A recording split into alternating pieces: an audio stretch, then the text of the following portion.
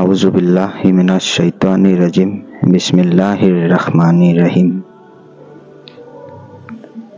মোৰ মৰমৰ মা ভনী আৰু ভাই বন্ধুসকল, আসসালামু আলাইকুম ওয়া ৰাহমাতুল্লাহি ওয়া বাৰাকাতুহু। আপোনালোকৰ ওচৰত মোৰ এটা অনুৰোধ, ভিডিঅ'টো সম্পূৰ্ণ চাব। ফেৰিস্তা বা মালাইকাত ইমান। প্ৰশ্ন: মালাইকা মানে কি? উত্তৰ: আৰবী ভাষাৰ মালাইকা ফাৰ্চী ভাষান্তৰ ফেৰিস্তা।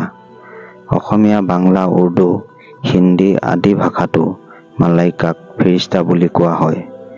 পবিত্ৰ কোৰাণত প্ৰসংগক্ৰমে কিছুমান মালাইকা বা ফেৰিস্তাক ৰচুল বা দূত বুলিও অভিহিত কৰা হৈছে। কিয়নো ফেৰিস্তাসকলক অনেক ক্ষেত্ৰত বাৰ্তাবাহী দূত হিচাপে আল্লাহে প্ৰেৰণ কৰে।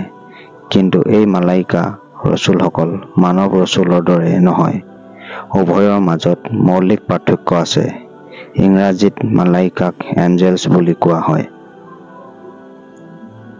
প্ৰশ্ন: মালাইকাৰ পৰিচয় কি? উত্তৰ: মালাইকাসকল নূৰ বা জ্যোতিৰ পৰা সৃষ্ট। এওঁলোকৰ মতা মাইকী নাই। আল্লাহৰ আদেশ ক্ৰমে এওঁলোকৰ সৃষ্টি হয়। পবিত্ৰ কোৰাণত এওঁলোকক আল্লাহৰ অনুগত বান্দা বা দাস বুলি কোৱা হৈছে। এওঁলোকে প্ৰাকৃতিক নিয়মৰ দৰে আল্লাহৰ আদেশ নিষেধ লংঘন নকৰে। এওঁলোকৰ মাজত পাপ প্ৰবৃত্তি দিয়া হোৱা নাই। সেয়ে এওঁলোক সৃষ্টিগতভাৱেই নিষ্পাপ। সৃষ্টি জগতৰ প্ৰতিটো ক্ষেত্ৰতে বিভিন্ন ৰূপত ফেৰিস্তাসকল নিয়োজিত আছে। তেওঁলোকৰ সংখ্যা গণনাতীত।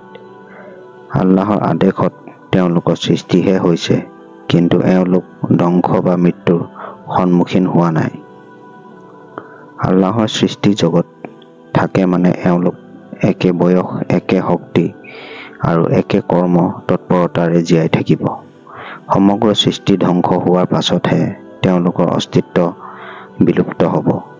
হাদিছৰ ভাষ্যমতে জগত সৃষ্টিৰ আদিতে এদল ফেৰিস্তাক ঊৰ্ধ্বগামী হ'বলৈ আল্লাহে নিৰ্দেশ দিছিল আৰু কিয়ামত পৰ্যন্ত তেওঁলোক বিদ্যুৎ বেগেৰে ঊৰ্ধ্বগামী হৈয়ে থাকিব।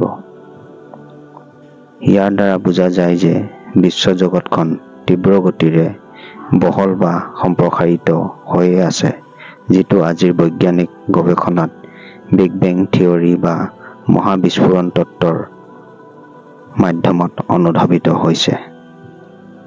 আল্লাহ তাআলাই মুছলিম উম্মৰ সকলো মহিলাকে হিজাব পৰিধান কৰি এখন সুন্দৰ আৰু মুক্ত সমাজ স্থাপন কৰিবলৈ তৌফিক দান কৰক।